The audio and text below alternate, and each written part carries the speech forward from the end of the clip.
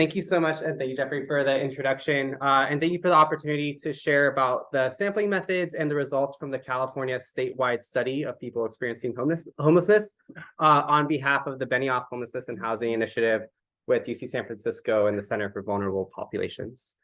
I am an epidemiologist, and my research focuses on substance use and overdose harm reduction, and how housing and social determinants are at the intersection of all of that.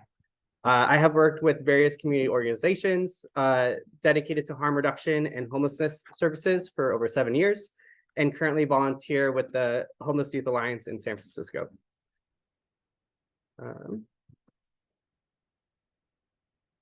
Great. So first off, I just want to set the scene of what has been out there, what has been done prior to this study, and to kind of highlight the gap and the need for us to have done such a large scale study to get an understanding of what experiences are like that led someone to lose their housing and to live within California. The biggest challenges with studying homelessness is that a lot of studies are usually based on convenience samples. So people who are coming, and it's just easy for me to ask them, hey, do you want to be in this study? If they're attending this service, then they can participate in the study or not. Or it's tied to some kind of service utilization. So people coming to an emergency department, for example.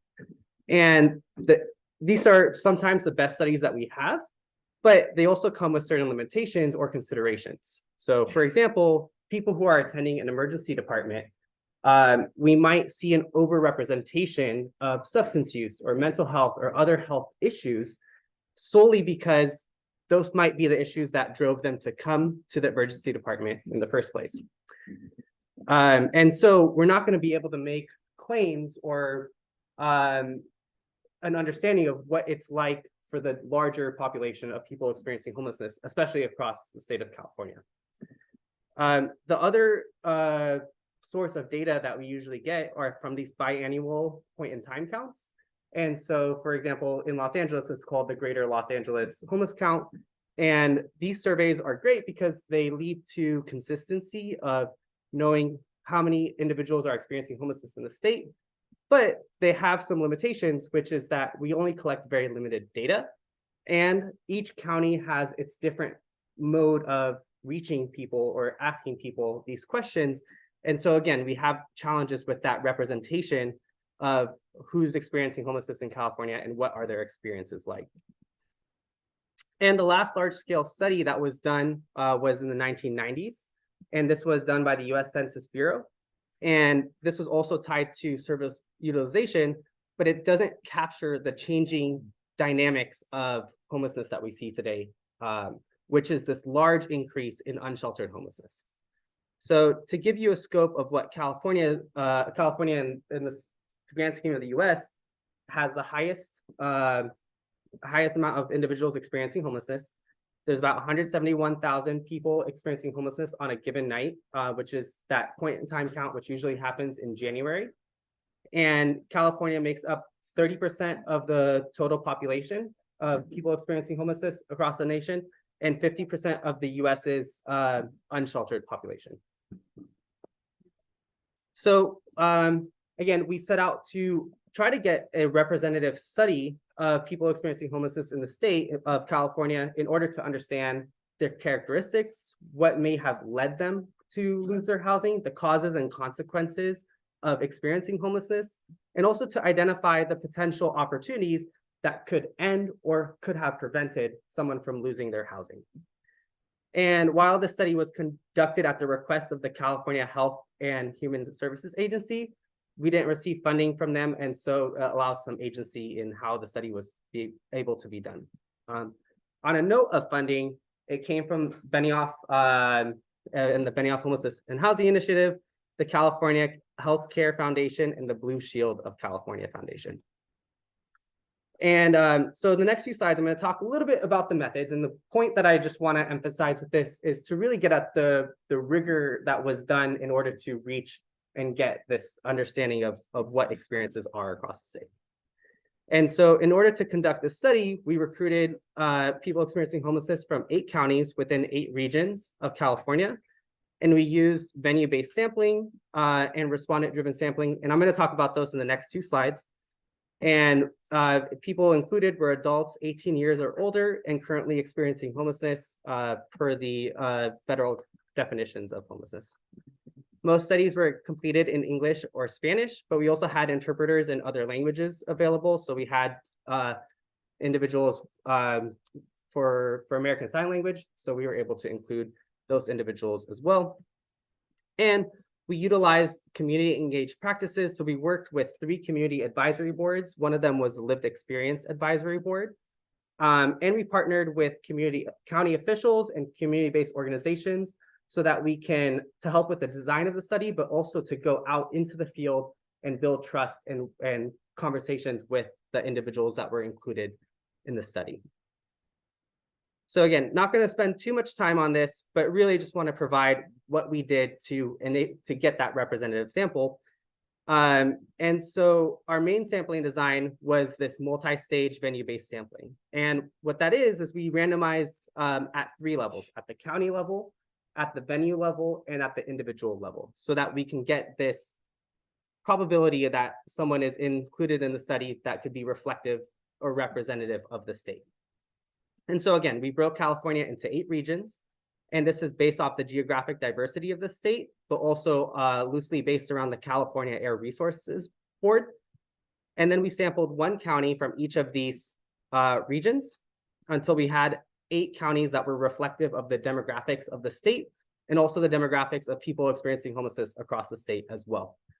And then we randomly sampled venues within those counties, and we did that by, we created this list of venues by working with community-based organizations and county officials to come up with what are these overnight congregate and non-congregate shelters or emergency shelters. And then also what are shelter venues that are not tied to, or what are venues that are not tied to shelter, such as low or free hot meal services.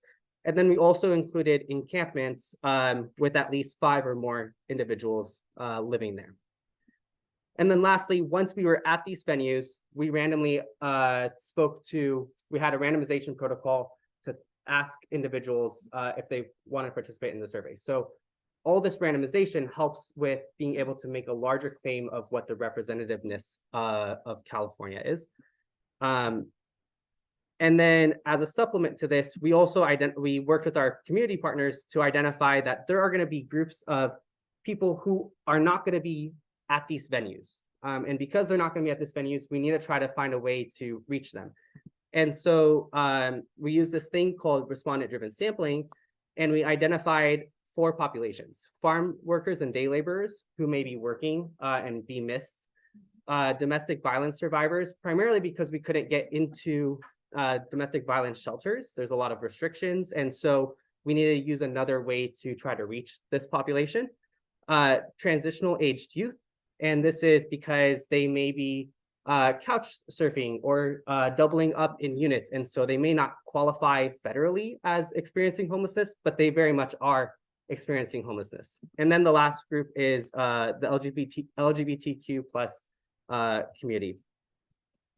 And so respondent-driven sampling, it's done that the individual or the participant can better get into the social network than we as the researcher can. So we're dependent on how the individual, on the participant to get recruitment. So they'll recruit people from their social network. And if it lasts long enough, then there should be diversity in the individuals who are included.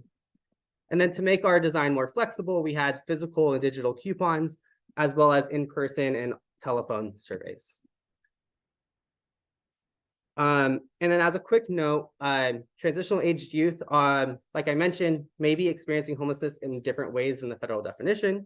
And so we didn't exclude these individuals, but we do know that we did not include these individuals as well as we had wanted or as we had hoped. And so we can't necessarily make large claims about their experiences of homelessness, but we still try to include at least some understanding of their experiences. And to collect data, we use this mixed methods approach. So we use both surveys that collected numbers through surveys. So we'll go through some of those numbers, but we also use these in-depth interviews, which was done in real time. So someone could have said something in their survey that, let's say, they experienced intimate partner violence, and so it made them eligible to be in a qualitative survey or a qualitative interview where we got to ask more of the hows and the whys of their experience. And so we had this across 7 different domains, which included behavioral health, Black experiences of homelessness, intimate partner violence, incarceration. And so we got a little bit more of the context about the how and the why of people's experiences. All right, so that's it with the methods. I just wanted to try to give a scope of what this looks like. And I know it's a lot, and there's nothing for you to really hold on to other than there was an active attempt at trying to be rigorous and trying to include the experiences as best as we can. So who are experiencing homelessness in California? Well, 90% are single adults. So they are older than 25 without children or without a dependent. 7% are in families, adults in families. And so they currently have some kind of minor or dependent living with them. And 3% are this transitional aged youth. Those are 18 to 24-year-olds. We have had a very diverse sample of individuals by race ethnicity, but I also want to make a note that there is this disproportion of Black and Indigenous communities experiencing homelessness compared to their housed counterparts. So 26% of our population were Black individuals, which accounts for 7% of Black individuals within the state. So way more individuals Black individuals experiencing homelessness in comparison to the amount of people in the state itself. Same with Native American and Indigenous community as well. And then our sample is also diverse by gender, especially because most studies on experiences of homelessness are primarily include men only. And so we had more of this diversity of cisgender men, cisgender women, and then transgender and genderqueer folks as well, and also bisexuality. But one of the demographics that really jumps out and is that the median age of the population, so it means 50% of the population was 47 years old. 48% of individuals in our sample were 50 years or older. And of those 50 years or older, 41% became homeless after the age of 50.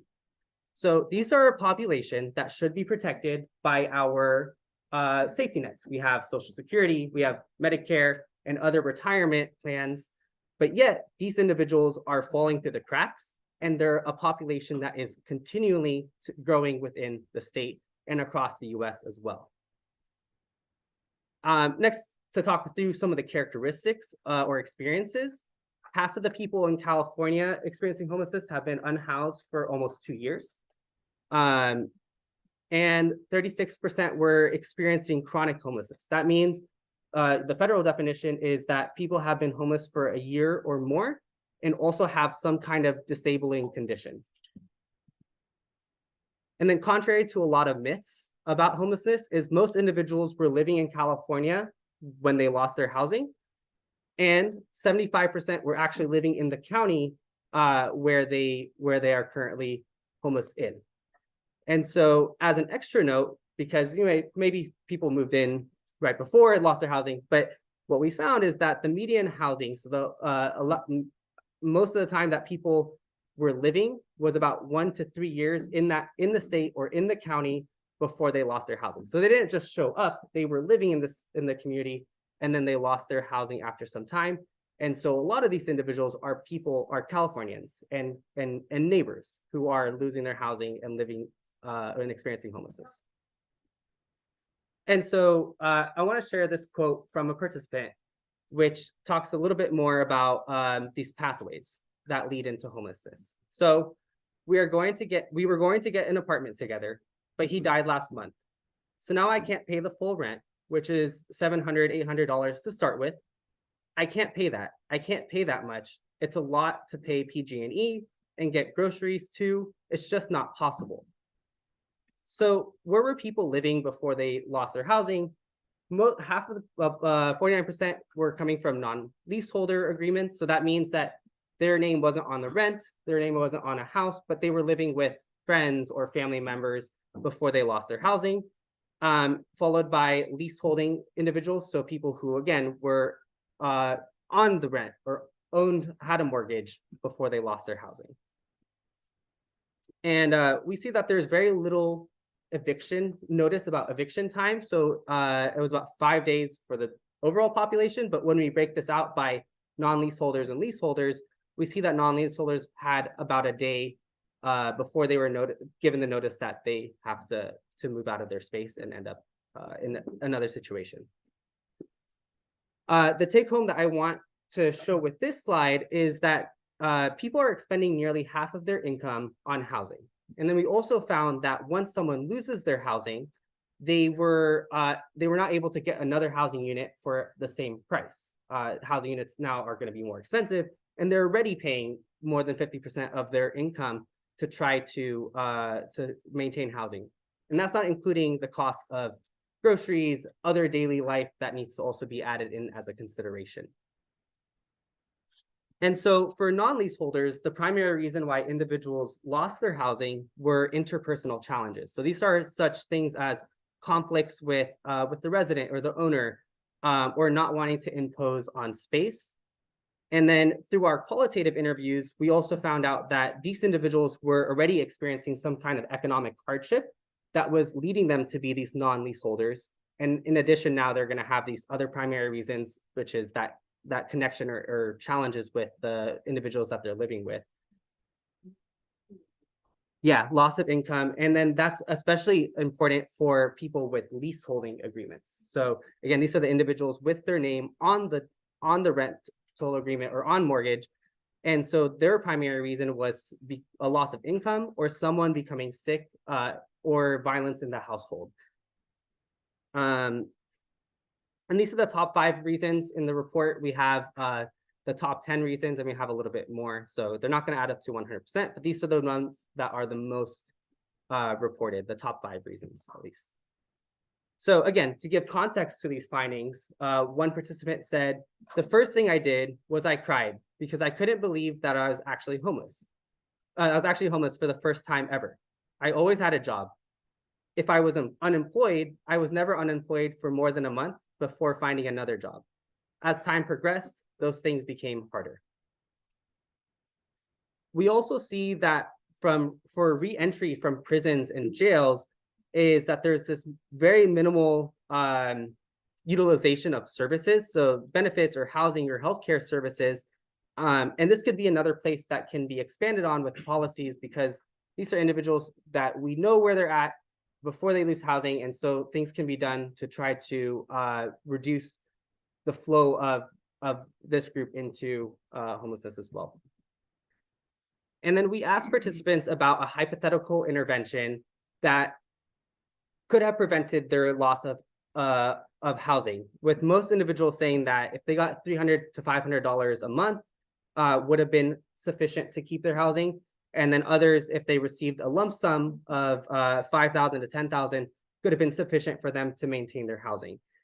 When we think about prevention, sometimes it requires a little bit more upfront cost, but it does definitely reduce the cost that it's going to be down the line. So once someone loses housing, that's going to cost so much more to get them back into housing than if we were to have been able to implement some kind of intervention to catch them before they lost their housing. Sorry.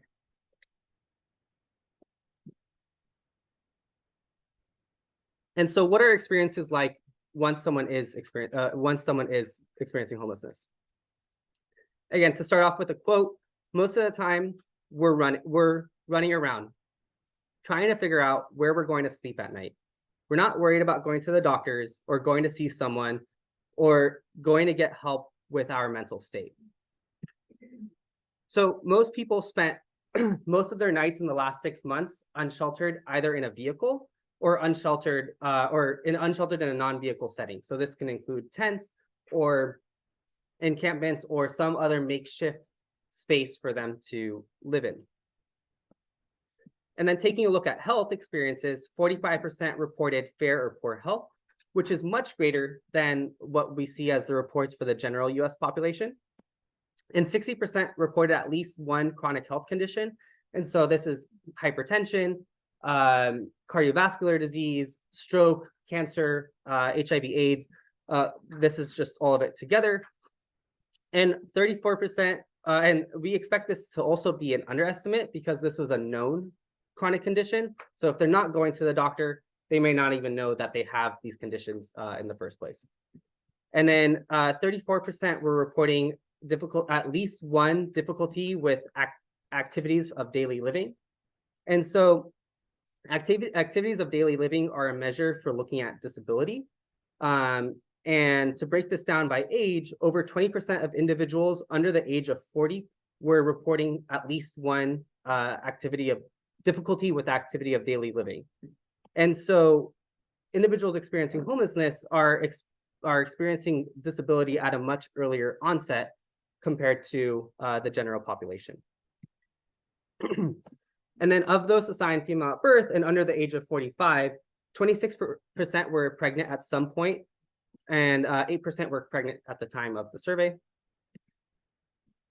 And what I want to look at here is we see that 27% have experienced a psychiatric hospitalization, so that they were taken to a hospital for some mental health issue.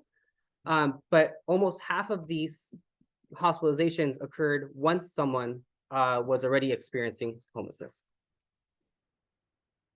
And then looking at any mental health condition, we see that it's high, but I also want to take a second to slow down here and note that this was based off of primarily depression and anxiety, with only 12% reporting hallucinations, which is contrary to belief that people who are experiencing homelessness are just mentally unstable. Well, the reality is people are experiencing depression and anxiety similar to the general population as well.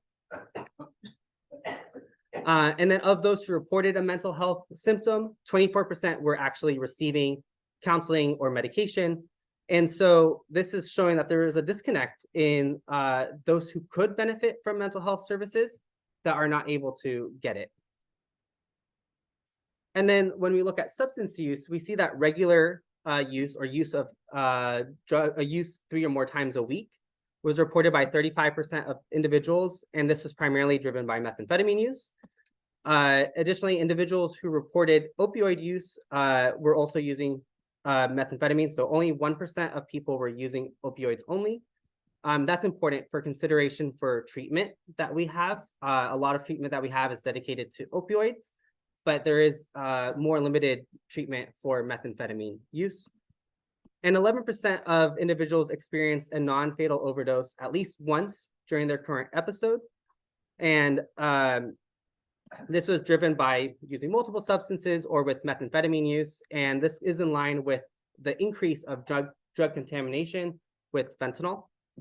54% of those who ever experienced an overdose in their lifetime experienced it once during their current episode of homelessness.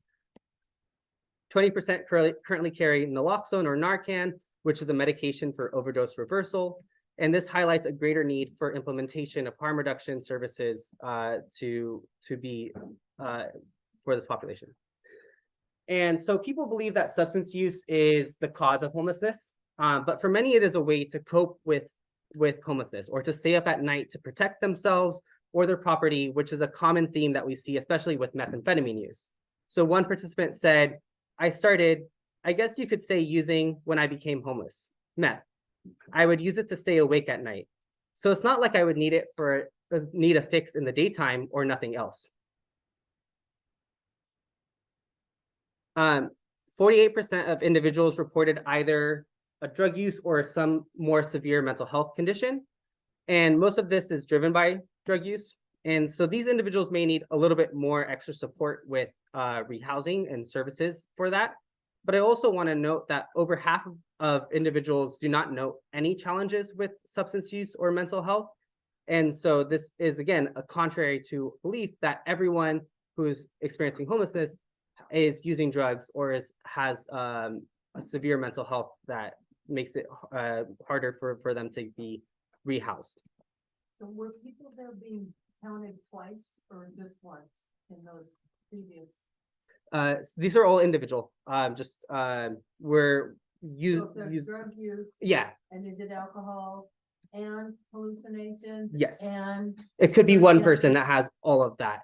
So yeah, it's 48% of the total population. It can be any combination of these four criteria. It's not one person having one of those, but it could be all of them. Yes, or one person with only one as well. So it could be different combinations. Thank you. Yeah, absolutely.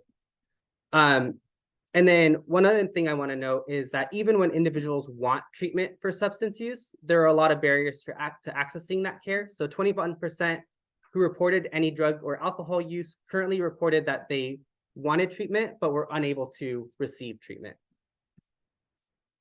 And violence is also a thing, a high prevalence within people experiencing homelessness, with 36% reporting any physical violence, and nearly half of these were done by strangers and not by friends or family. Contrary to when before they were experiencing homelessness, it was primarily driven by people that they may know, but not necessarily true in this current episode. Similarly, 10% have experienced sexual violence, with, again, over half of those cases being done by a stranger. And we also see that cisgender women and transgender individuals were experiencing greater acts of sexual violence. And then there's this disconnect with being in the workforce and also barriers for getting back into work because of not having an address, not having documents, not having consistent access to water, sanitation, and hygiene services. We also see that there is a theme that there is underutilization of income benefits, which occurred during and prior to becoming homeless.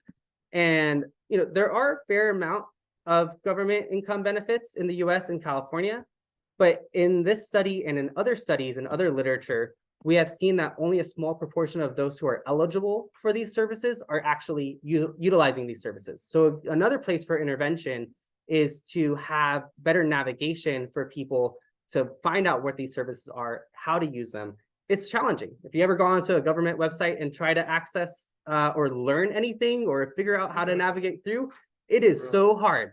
So we need better services to reach people and catch people before they lose their housing.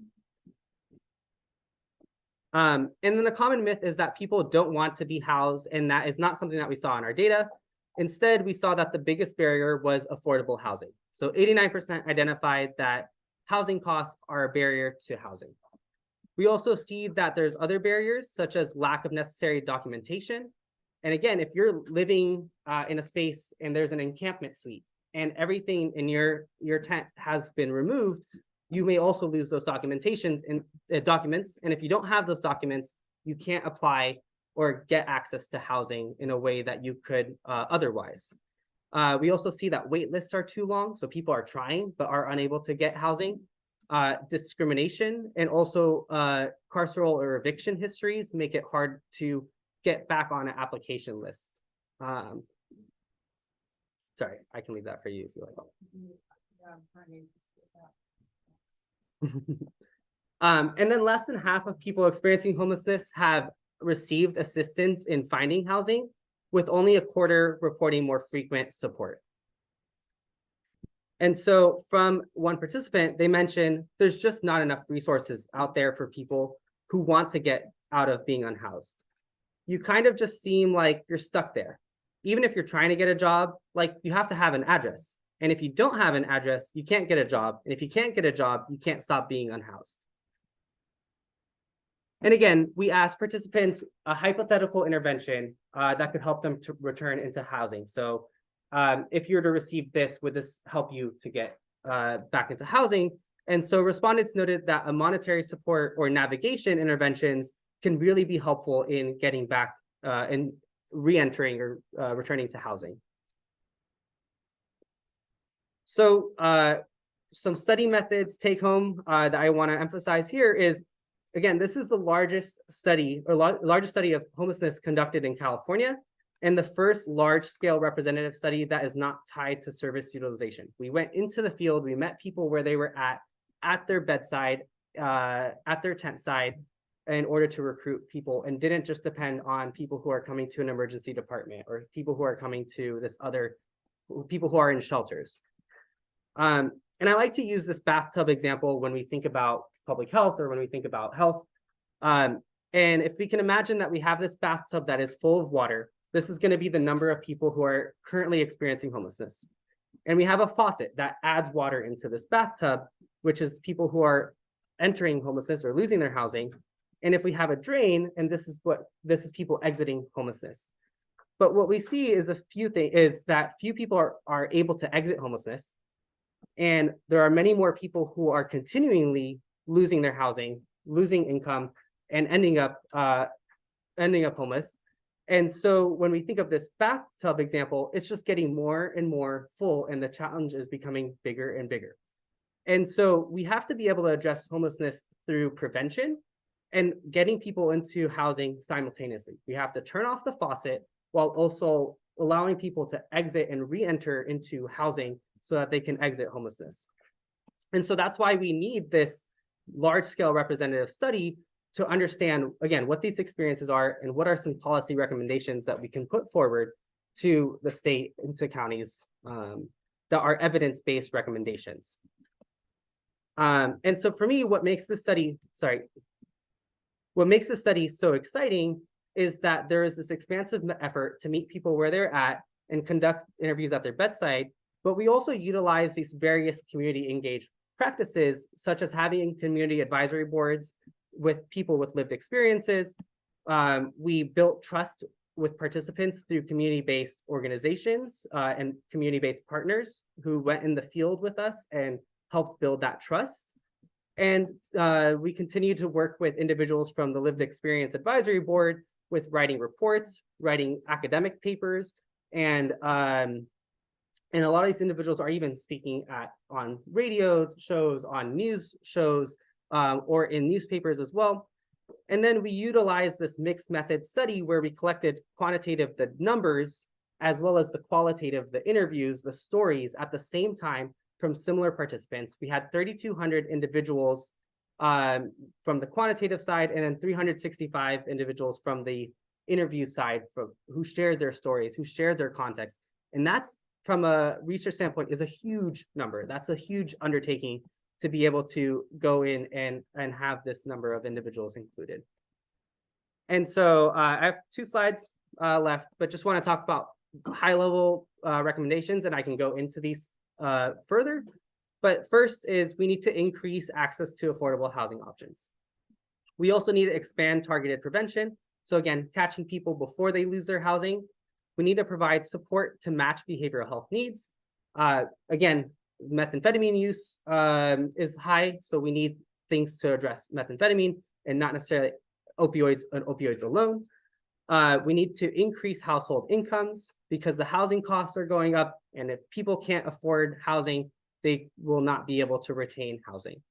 And we need to increase outreach and service delivery during homelessness. So meeting people where they're at, going to having street medicine, having street services that go and meet people where they're at, because there's challenges with trying to go access healthcare if you have to leave your stuff behind. It's going to be hard. That's not a priority. There's other things that are priorities for individuals.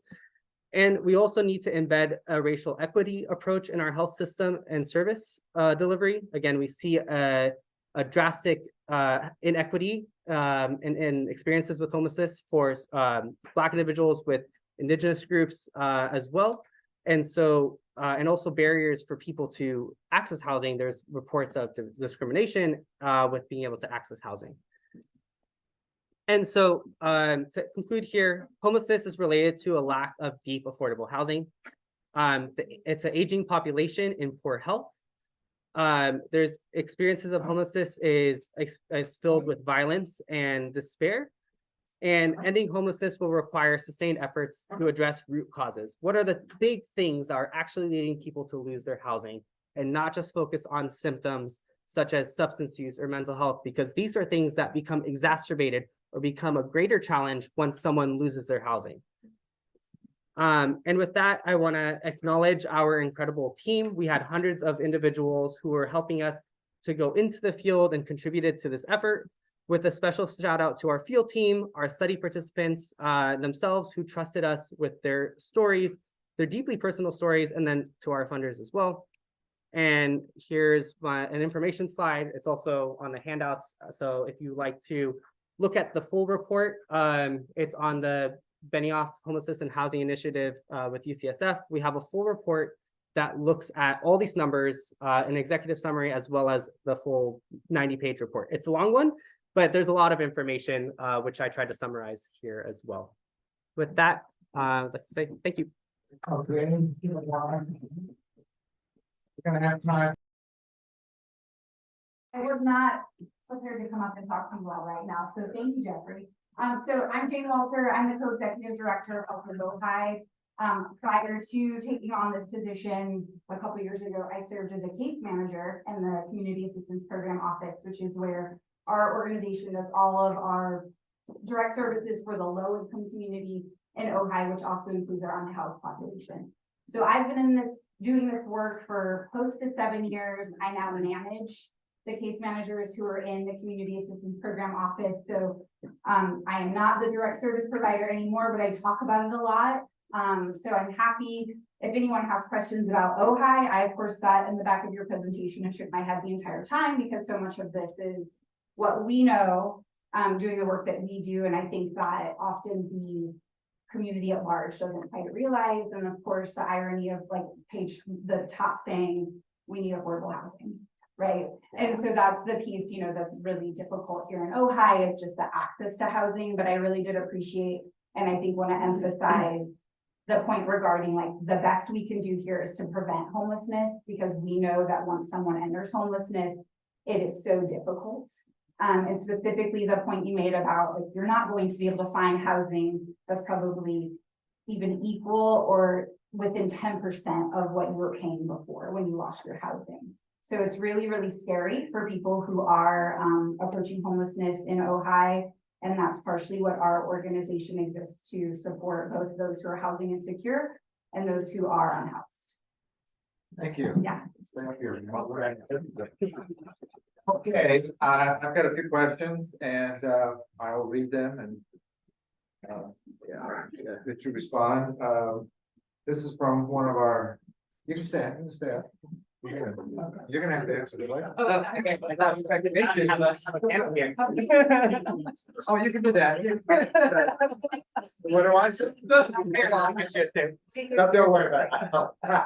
I can stand.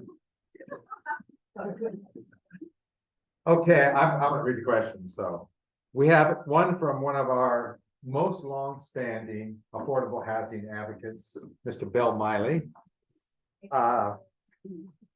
And here's his question. Usually it's multi-part, but that's the way he does things. Not having enough income is the primary reason for homelessness, ? Regarding reasons for homelessness, chart on page 22, you probably know what that is. It seems that all the chart's reasons are secondary to the loss of enough income for rent, and then basic living needs, food, clothing, transport, health care, and others. So you want to comment on that? I totally agree, and then that's what we also see, that income, once you lose income or the housing is continuing to grow, or cost of housing is continuing to grow, and incomes are not. If we can look at a chart there, we're seeing this continued increase in housing costs, and so we also need to increase our income levels as well to be able to stay. Oh, no, absolutely. So there was a study released several months ago, but how it was a snapshot of affordable housing in Ventura County. And one of the findings they found was that a person needs to earn at least $43 an hour to afford a $2,500 a month rent, right? To make it affordable. But we also know that more than 75% of our low income population are paying more than half of their income in rent, right? So that's to make it affordable, which we know it's not. We know that it's not affordable for anyone, to make that, that wage and pay the rents that we're seeing here, especially. But that's absolutely the case, is that we're dealing with rent increasing, and there's not necessarily job opportunities here to even earn close to that. And so how are we helping, address this problem? And I know at Help of Ojai, and I won't just sit and plug us the whole time, but I think this is an important piece. You know, a lot of what we do, like our food pantry, is incredibly important to the community, because that in itself can help a family or an individual just reduce some of their like day-to-day, weekly, monthly expenses. So that utility assistance, support with medical bills, and really kind of going everywhere we can, aside from, you know, direct financial assistance as well as rental assistance. We do the best we can to kind of, you know, address it that way. I wanna plug the rental assistance because when I used to be on the planning commission, it was one of our housing element strategic plans. Yeah. But we're not funding the rental assistance, and you're listed there on our housing element, so I'm gonna keep yelling about it, so maybe eventually you'll get some assistance from Ojai. Well, and also one other thing, like, yeah, housing costs are going up, but also everything else is going up. Groceries are going up. Everything is so much more expensive, and again, if income's not increasing, then to be able to afford anything and then you can maintain housing is a major challenge. Jeffrey, can I say one thing? Oh, you can always say something, Bill. Stand up, though. It's my understanding that the average social security payment is about $1,500–1,600. And that's what you talked about in the income for people, 1,400. That's not enough to do anything. Also, help with Ojai, as I understand, does not give any money to either the city for casework service. Right, Is that correct, yeah. And what you do have is you're trying to help the people, like we live behind City Hall, right? But you don't have enough services, you know, because you don't have enough money. Thank you, Bill. I noticed that when you mentioned the, I think she wants to get to that. Well, I'll Oh, say that okay. I do think, Bill, if I could hire like a whole nother team of case managers, that would be ideal, right? And I think that we could really kind of reassess what we're doing to address homelessness in Ojai. But I do want to say that they do an incredible amount of work, and they do a lot of really good work with just the two. Oh, I know, Bill, I know you're not trying. Absolutely, and it would be ideal, but I think that what I wanted to say that is that the issue and why we probably won't ever be able to solve it is because there's no housing. And Help of Ojai won't ever be able to, you know, address that in terms of the scope of the work we do. As much as I'd love to buy apartment complexes and turn them into affordable housing, but that's. Needed affordable housing will solve it. Yeah. well, there's a lot of us out here working on that, so we'll hope to give you some support. I did notice something about the age, the Yeah. older people, and you mentioned the social security, was that not enough? I would think with the baby boom generation becoming seniors, Yeah. more of them, I'm already one, but that's gonna become a bigger and bigger issue of elderly people who have more medical Well, it is. problems, being homeless. Absolutely. And if you aren't able to retire early or and then you experience you're dependent on your employer for insurance, and now you experience a medical challenge, and now you lose that you're not able to go into work, you lose your job, you lose your insurance, and now you're left with all these other costs in addition to everything else. We're seeing it become a larger problem, and it's going to continue to be a larger problem until we start to put in better safety nets to catch people before they enter homelessness. Another question here has to do with the number of children, I assume they're talking about percentage, under 18. No, younger. The number, okay, the actual number of children under 18 who are homeless, what type of prevention? And kind of relates to the other thing you mentioned, that people under 40 with all their living problems, young people experiencing it. Just actual children. So do you have but she's looking for children under 18. Like how many people or what How was many it? children, just that Mhm. figure. He's got a figure in his statistics. Yeah, I don't know off the top of my head. I can look into it. But 7% were adults with families. So they had 7% had children with them. I don't know the number off the top of my head of the number of children for each individual. Santa Barbara, we have special services for the children, so the parents could look for work, look for housing, you know, do things, and the children could have more of a normal. Yeah. Yeah, and even then, there's some literature looking at like experiencing homelessness in your lifetime, especially as a child, may also set you up for downstream, down the line as well. Another question, there have been many sweeps around Ventura and LA, removing people living out of their cars and in trailers. I'm not sure what this says here, does March vs. Boise? Yeah, How about that? District Supreme Court case. Oh, the Supreme Court case, okay, yeah, the one that says that if you're on public We property, can't criminalize homelessness. yeah, you have to allow, but alter or offer any protection for those living on public land due to inadequate services.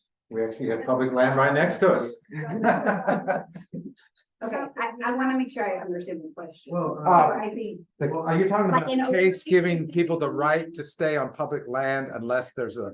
that's what, yeah, the district, is a district court, the whole like western United States is supposed to abide by that. It doesn't look like that actually. Yeah, you have to give people. so the big, I mean, it's not a loophole, but I'll say like the piece that's really important is that. Like you can't be in a public area in an encampment if there's adequate shelter being offered. Right. So in Ventura and in Oxnard and other areas of the county, there is legally, I'd say, adequate shelter being offered. Huh. There is not in the Ojai Valley. We do not have a year-round homeless shelter. There isn't, you know, an option for people to go at night. And so that's where it's a little tricky. But it also comes down to like who's enforcing it. Right. And then so I think that's a big piece of it too. And a lot of it, and where you'll see it in Ventura or other areas of the county, you know, law enforcement is working closely with service providers when they're going to encampments and when they are reaching out. And what we're seeing is like CalWorks is often involved because they're trying to clear areas for work that they're doing. And so they're working more closely with those service providers, but I think a lot of it is contingent upon where you are. Right. But we've definitely seen encampment sweats in this area. And I have like no real comment on the legality of it because it's not necessarily something that we've been brought into, but like I know there was very recently near Cañada Larga, there was a big encampment down there that was, you know, removed. How about, if I can just add on, like in the park? Mhm. Like, Which so that's- part? Well, the Libby Park, Uh-huh. like, so that's considered public space, right? The police No. generally move people out of the park, Okay. and now they have this place here, so. But we did have, before the tent city came off on us, we did have people living in all kinds of different places in the town. And Libby Park. too. And Libby Park at night. I got a question though relates to that because we've got a encampment right outside of here. Take a walk around. The city of Ojai just allocated 200,000 to address the homeless encampment on this campus, to improve the lives of those living here and to prevent encampment from growing. Mhm. I don't know if that was part of that, to Mhm. prevent it from growing. Mhm. How is that money best spent? Do you have any comment about spending 200,000 on a homeless encampment? I mean, I have some feelings about that, but anyway, that's a whole nother issue. I mean, I don't necessarily think that's nearly enough for much, but it is something, at least that there's something there. But I feel like we tend to fall on taking care of addressing symptoms of homelessness. And again, we don't address what are the larger causes that are leading people to lose their housing or to get people into housing, which this housing shortage. You can get someone into substance use treatment, Mhm. but if they don't have a place to go to after, if they're gonna end up or during, if they're gonna end up unhoused again, then you're not actually addressing the larger challenge here. You're just addressing a symptom of the situation.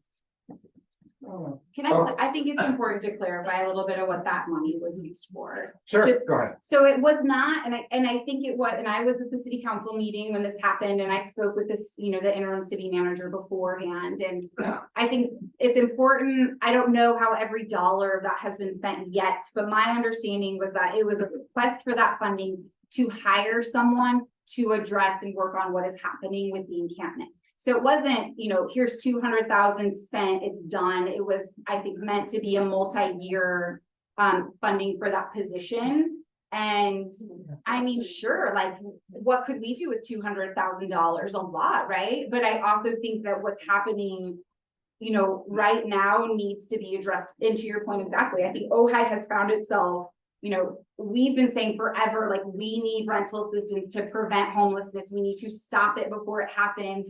And we're seeing the product of what happens when we don't have that, which is an increase in homelessness in Ojai. And now we need to deal with both parts, right? Like, we need to do the work to prevent it, and now we need to address what has happened. So this is a question, I'm just gonna expand it a little bit. Housing fundraising sources, what is the status, and use the word permanent housing for the homeless? I would say also transition housing for the homeless, which is different than what Cabrillo does, which is permanent self-support. So have you any thoughts on that, or? I have a lot of thoughts, but Okay, in terms of like what is happening right now or what could happen? what could happen? Either one. Sure, so I think step one, we could get transitional housing to address, the current literally homeless population of Ojai. And while people are transitionally housed, you are working with them to figure out, addressing whatever situation brought them to homelessness, but then also working to get them permanently housed, likely through permanent supportive housing, which is different, and that is a unique thing in itself. But I think that that's, in terms of what's happening in Ojai, that's not happening. It doesn't exist here. For us, for our clients who are intensively case managed and who are in the homeless management information system, when they get to the top of that list, they're looking at housing likely in Oxnard or Ventura or further out where there's permanent supportive housing.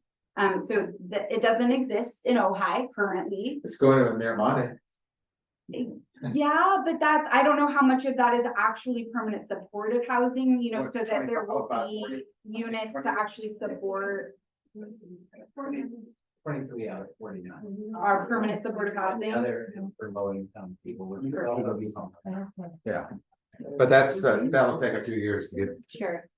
through the opposition and everything else. Were there any significant differences found among any of the different regions that would affect the success of possible solutions?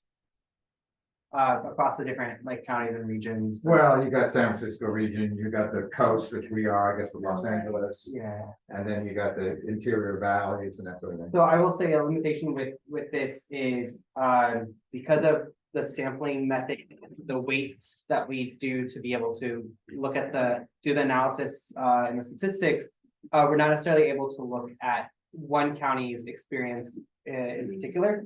We're looking at experiences across the state as a whole. So I'll say that's a limitation with this study. But I'm sure that there's tons of different challenges that exist, and we see it. I mean, challenges that exist within different counties and different regions. Space, funding, allocated, political buy-in is a huge piece too. Is are people actually willing to invest and work towards a solution? And that's going to vary across the regions. But I don't know, with anything from your side. I mean, no, you have way more, extensive knowledge in terms of surveying. I would say that just across the board, obviously the housing first model is what I think is proven to be working in most communities. Yeah. That's like the one. Can you explain that? Because I know a lot of people, you hear that term, and I agree with it, but it kind of relates to your statistics about whether we should deal with mental health and that Yes. sort of stuff. And how transition housing kind of deals with a housing first emergency situation. Sure. So I think that just kind of the bigger picture, housing first, essentially data shows that it's both like in terms of resource of finances as well as like people's success long-term. It's best for people to be housed while they're going through whatever, if it's a recovery, if they're not working, but get people housed first and then address these issues that they need to become self-sufficient moving after. And you'll find, you know, versus the older mentality, which is still exercised and still happens, you know, in Ventura County, but you know, you can't be here if you're on drugs, or you can't be here if you're drunk, or you have to have a job to be able to get this resource. I mean, that just perpetuates the issue versus supporting someone through that process while also kind of giving them all of these other resources. And that's what permanent supportive housing is. So when we talk about those units, those are, you know, people who have likely some sort of disability and are, you know, placed at the top of a waiting list to get into those units. And then once they are in those units, they are intensively case managed still once they are housed. So you're not left to just learn how to assimilate after you've been on the street for however long, which is critical. And it's been found that that's, you know, people retain housing when we do this versus, you know, completely flopping when they're left to kind of do things alone without support. And Go ahead. yeah, no, I just want to add to that too, is, I mean, we've seen successful models of this in Houston. Texas was a big example of this, and a lot of studies have shown that regardless of someone's substance use, regardless of someone's mental health, once placed into housing, permanent housing, they've been able to retain that housing for that study period, which was 2 years or more. And then there are alterations add additional pieces to housing first, which includes access to social services, access to services to meet people where they're at while they're going through it. But housing is the most critical first piece that has to be addressed. Finland, as a country, is a great space that has done that, who has taken housing first, applied it to the entire country, and has also included these other additional services to give people agency of when and where they want to address anything related to their health, and also having case management, having navigators, having all these services that are accessible to be able to retain housing. And yeah. That's a good segue to the next question. How does homelessness differ in other countries? I wouldn't say I am an expert beyond even the variation across states. There's a lot of variability. You know, I think there's a lot of context with the US versus other countries. You know, we don't have a universal healthcare system. We don't have a universal preschool system as other countries have. So there are some differences that are going to make it a challenge in the US and by state as well. I don't have much more on that. So Bill Miley, again, a question. He always gave me 4 already. The charts show few couples as homeless persons. Does that mean couples who stay together don't become homeless? No, I think they like to break up. Honestly, I mean, that's what we found. You found that becoming poor or having a health crisis or a marital dispute or like, you know, having a child with mental illness and stuff like that can break up the couple, and then one of them ends up in a bad situation. Is that what you suggested? I don't think in our study we looked primarily at experiences with couples beforehand. There may be questions about relationship status, whether people are married, widowed, currently in a relationship, but that's about it. But I don't have those numbers off the top of my head, and I don't have a. So I have a question, and I'll try to be very vague about it because I talked to someone who was homeless in this situation. Like the highest percentage of homeless people are men. We're seeing the younger ones. What services are available? Like if a homeless person has children because they became homeless, they started having drug problems, mental health problems. Now they're not able to see their kids. Is that something that gets addressed? Because I talked to someone who wanted to know how you go about And I wasn't gonna give legal advice since I'm retired, but is that something that you see at all? No. Oh, okay.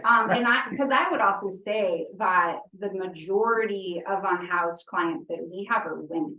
Oh, I see. So I think there's also potentially maybe some interesting data somewhere in there, like who's maybe more service resistant or who's more interested in working, say, with like our case managers, right? I think when children are involved, all of this really goes to Child Protective Services, and so they're really navigating this process with families. We don't necessarily really get involved because we don't have any real like legal services through our org. So I don't know specifically. Often though, back to Bill's original question, what we see happen often is that couples become homeless because there is some sort of domestic violence issue, and this is if it's a like cis male and female, and they might have a child, and therefore one person flees or leaves, they can no longer afford the rent as the single person, right? So then now that whole household becomes homeless. So that's what we see more often. So your comment about most of the clients you see are women Mhm, does raise a question, Mhm. since most of the homeless are men. mhm. On this data, Statis- right? Like Well, that not- was, that yeah, was, yeah. but anyway, regardless. My question is, you implied that there was a health resistance or, you Could know. be service resistance. So yeah. is like finding people out there that aren't going to, because it's a general rule, men resist getting health treatment when they need to. I mean. No answer, okay. Well, that's I fine. don't think I understand your question. My question is that if you're not getting Mhm. the number of men that are actually homeless compared to the women that are actually seeking services.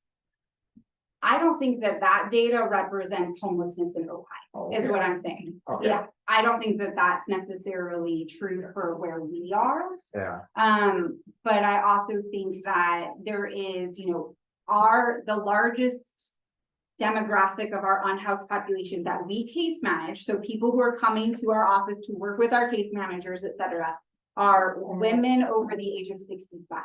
wow. Right? So that's the largest, that is who we have but we're talking 30 people total that we case manage. So that's tiny when you're looking at state data, right? Or even if you're looking at Ventura County, Yeah. it's really different. I thought we had at least 45 homeless people, maybe 25 of them were in the.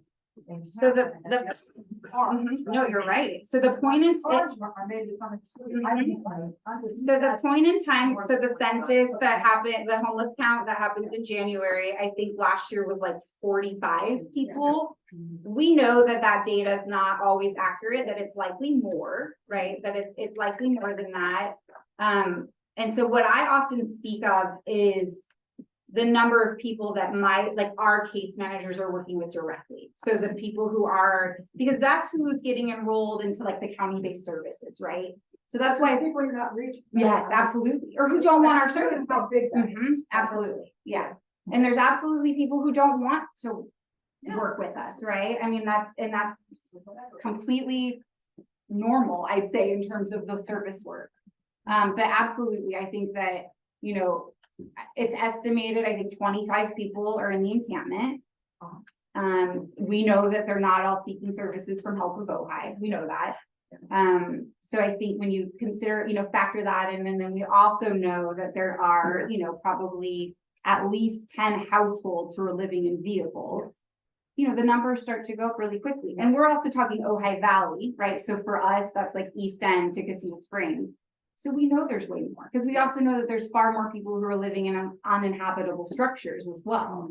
So, I mean, we know that this number is great, and there's a lot of fear for a lot of people to talk about it because they feel, some loyalty to be able to be wherever they are, that might not be literally on a tent on the street. And so it's a challenging thing to really get a complete number on it. And the fear of being swept away. Absolutely. So here's There's a question. Oh. Back, sorry. let me just read this one and then I'll take more out there. This is really more of a statement, you want you to agree with, Bill Miley, but he's talking about, it seems that only answer to homelessness is deeded affordable housing, and he brings up the issue of how long the deed restriction is. Because it's 55 years state law, but there is a way to get longer period. I know in North Carolina, it's like 75. Yeah. No, 95 years, 99 years, sorry, 99 years. And we're already in Ojai having some 55 deeded restricted units that could become unaffordable because their deeds are running out. When you consider that, 30 years since we've had a new deed restricted unit, you can imagine going back, there are places that, so some private equity place or something could outbid them and all of a sudden it's a luxury apartment because they're homeless. No comment on that. I'm not too familiar with that. Will end in 2033. Okay, That was a question I got. okay, What, and he had a comment. okay. The answer is 99 years. That's the longest. Yeah, and is that something that a local city could decide to require 99 years rather than 55 years? You know the answer to that. It's been passed, but the sponsor could agree. So what is Cabrillo's 55? But you're gonna go along with 99 if we ask you. That's a long time out. Well, I might as well bargain with you now, you gotta, You got that on tape. yeah.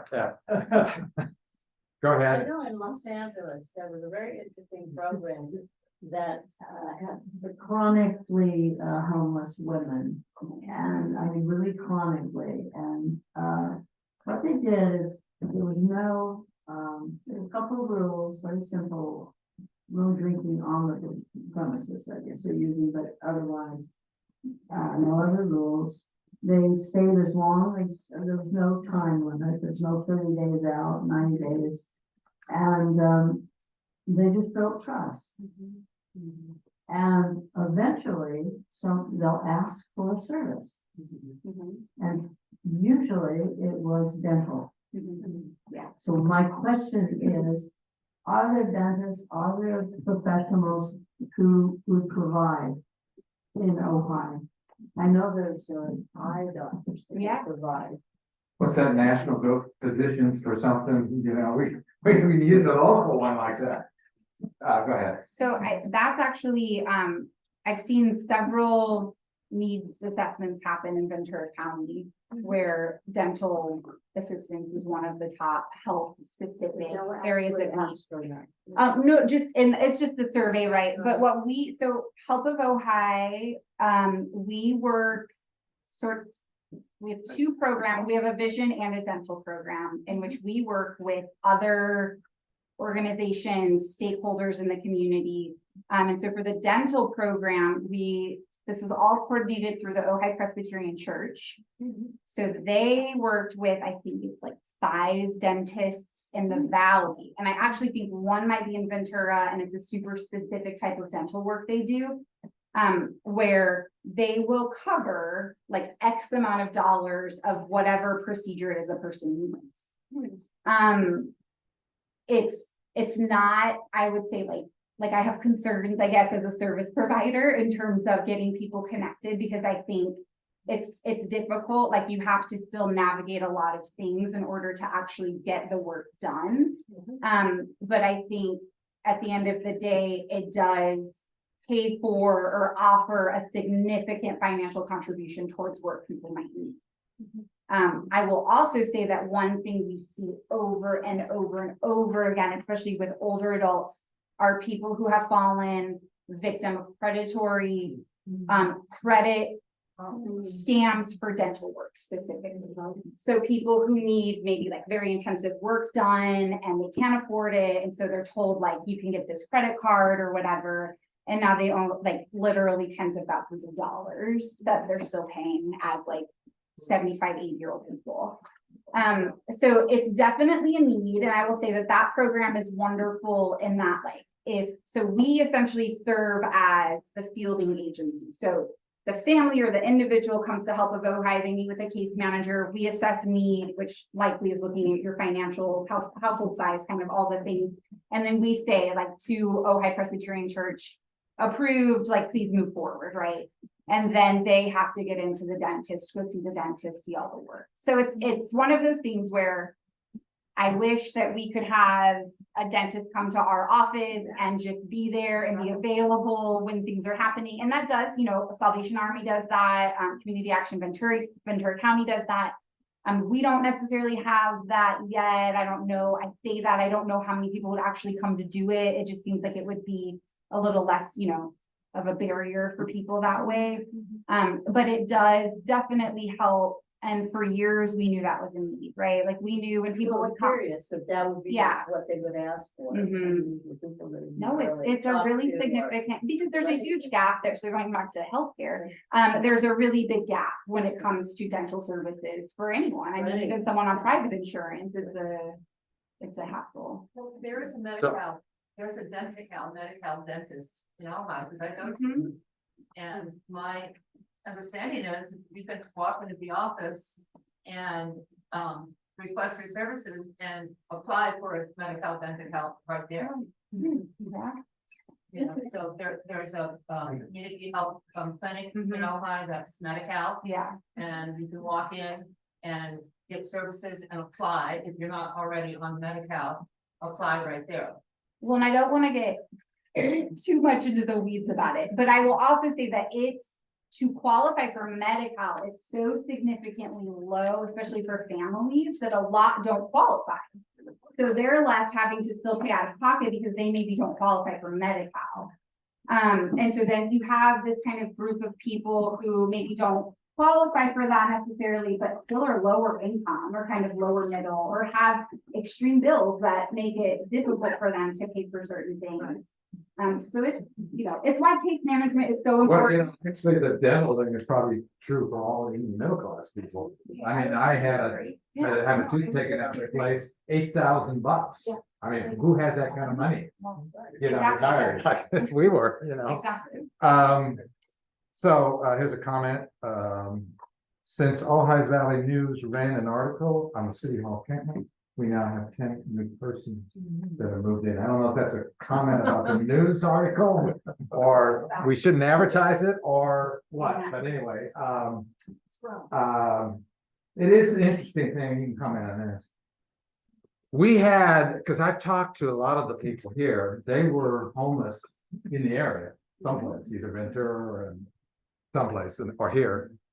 But we didn't do anything about it. We didn't notice them. I mean, I would go around different parts of town and find people camped out and comment to City Hall, and you know, that parking lot is being used, blah, blah, blah. I guess my question is, we finally have gotten attention on it because we got a concentrated group of people who are homeless right on our City Hall campus. So how do we start educating our community so we address this before we have an encampment that people get upset about? I'm not saying it gets bigger, it gets here at all. I'm talking about the issue of homelessness was not addressed by our city until we had an encampment. Yeah, okay. So my question is, how do we educate, how do we get people to be aware of all these things that are happening, creating homelessness that we're not addressing? But because we just wait till we have an encampment, and all of a sudden now we care about homelessness. I mean, that's an editorial, but you know, anyway. I think they was all about preventing homelessness. Yeah. Well, I'm just asking, how can we better do an educational job with people? Because so many people have misconceptions about it. I get it all the time. In the city, supposedly, want to, and I don't know if they're gonna get a homeless or a houseless committee where we actually go and interact. Yeah, well, that was a volunteer, and maybe it's become an official one. I don't know. They never did form a housing committee, which could have addressed these issues as part of it. Happening. We're very, very close. In fact, I really want to talk to you. Yeah. So thanks to Ruth, we did have citizens volunteer and create their own task force. We tried to do something that to the planning commission, but that got squashed, so. We have a lot of volunteers. Okay, I think we, I have announced about the encampment. I was What? talking to about what? about the encampment. What about it? There are actually 2 encampments. They're form neighborhoods now. Oh, I've noticed that, yes. Right, so William was here, he heard and he's a friend of mine, he heard the lovely announcement, and I asked him, what's gonna be needed for the rains that are coming at the end of the week? And he said parks, Oh, that's right, yeah. Road. Wednesday, it's coming Wednesday. parks and road and fine and, park plants, okay? And I was talking to a young woman who has a full-time job, and her and her husband, are living out there in a lovely tent with 2 cats. She's got enough food, but she needs kitty litter, Okay. so she keeps her cats in the tent. So, maybe Ruth can answer this question. We hired somebody, I take it, to be a manager. Is that person getting out into the community? To get out the requests for these kind of volunteer tents or kitty litter, kitty litter or other things? Tell, I think it's tell the new guy what you need, yeah. And, Well- he can get it from the community, we have tarps. We do have a meeting, a city council meeting on Tuesday, so that could come up. Yeah, so Yeah, I've got a truck from William, I just talked to another young lady, he needs a tarp. Okay, and also something to hold it up, some rope and stuff. So I wanna bring a couple of extra tarps, I'm gonna bring them over tomorrow, so they can start getting ready for the rains. So anybody who needs that, if anybody who has extra tarps, bring them over, please. Okay, well, at this point, I think we've covered a lot. And I just want to encourage you all to take this information and educate your fellow citizens. Educate the city council at times, because I think the misconceptions can lead to bad policies and or wasted policies, put it that way. And anything we can do, obviously, to help our local help of Ojai, and be an advocate the next time they come up with a budget. The help of Ojai should be a top priority, rather than waiting until we see the symptoms of what they're trying to prevent in the first place. So I do want to say, so we don't receive any funding from City of Ojai outside from a amount they give us for our transportation program. We did, Help of Ojai applied and was awarded a $50,000 grant from the state for homeless prevention. So it's super specific. It has to be someone they will be losing their permanent nighttime residence within 14 days. Whoa. So they have to have an eviction note. It's homeless prevention. Like it is literal, like you will be on the street in 2 weeks if you are not able to receive this funding. So it's a little different than the funding we've received years ago from the state.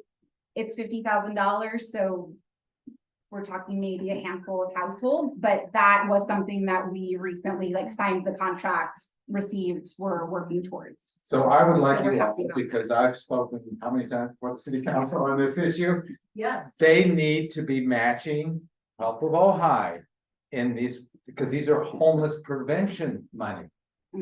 Is it also rental assistance? It is, Yes, yes. we call it homeless prevention rental assistance. Like, Yeah. Emergency. But yes, absolutely. think Yeah. about preventing someone or 5 people from becoming homeless.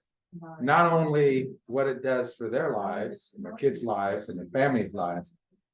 But just if you're being a cost benefit, politician, how much money you're saving down the road. And having to treat people who become homeless, or not treat, but having to deal with that. So we need to be all missionaries on this issue, in my opinion. Getting close to. Also something to do with the shelter in Ojai Valley, the family shelter is opening on December 1st this year. Okay. They are needing contributions to get that the drains ready. They're doing roof work right now, which is very important.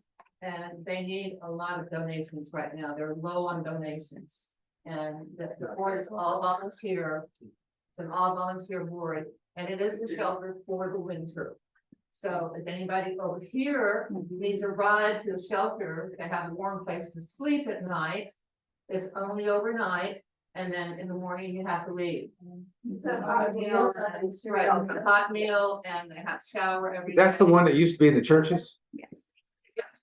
They're rotating. It's at the They're Grange. at the Grange. Yeah. Yes, they're at the But Grange. is it opening earlier? No. No, it's opening December 1st. Okay, right now they're working on the Grange to get the first step. But it's gonna rain. Okay, let me, let's give a round of applause Can to. I, sorry. You've got a point to make. No, I have, there's an individual in the back. Could you be able to ask a question, or is there a question? I just want to acknowledge. Okay, and then the other thing, I do want to have just one concluding remark here is that, you know, getting people back into housing is going to take time. Addressing homelessness is going to take time. The biggest thing that we have to be conscious about is not further criminalizing people experiencing homelessness. We can't, encampment sweeps don't help. It disrupts services. By having encampments, you know where people are. You can reach individuals with services and get the trust, build the community trust to take next steps. But the biggest thing that we can do that will continue to harm is further criminalizing homelessness and further criminalizing behaviors of people who are trying to survive without adequate housing, without adequate spaces. And so we have to be conscious of that. We have to work towards policies that don't further criminalize individuals in their current situation. And so I just want to end with that, because this is not something that's going to change overnight. And we have to also provide wash and water and hygiene and sanitation services, and all these other services that get, I think, forgotten or overlooked. As a former criminal defense attorney, I definitely echo what you say, and the amount of clients that I had that got there to some extent because they were going downhill in terms of health and mental health and drugs and so forth. But we don't treat them that way. We treat them as criminals, people that need help. So we gave her applause. And let's give a round of applause for Jane to come up here without any preparation. And thank you all for coming, and go out and spread the word. Thank you.